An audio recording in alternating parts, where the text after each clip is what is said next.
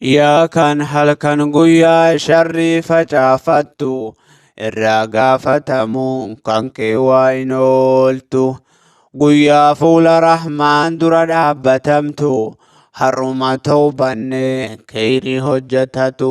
Sanitu furmaataa har'a wal gorfatu haqa namaa taanaa xiqqoo guddoo taatu. Har'uma toobannee firraa deebifatu. Khaliqumti keenya meenuuf rahmatu akka hojii keenya jannannin argamtu kan nama shirkiidhaan daangaa rabbii kutu gariin haqa namaa dirqiidhaan fudhatu miskiina boochise akkasi jiraatu akka hojii keenya jannannin argamtu kan nama shirkiidhaan daangaa rabbii kutu. Gariin haqa namaa dirqiidhaan fudhatu miskiina boochise akkasi jiraatu.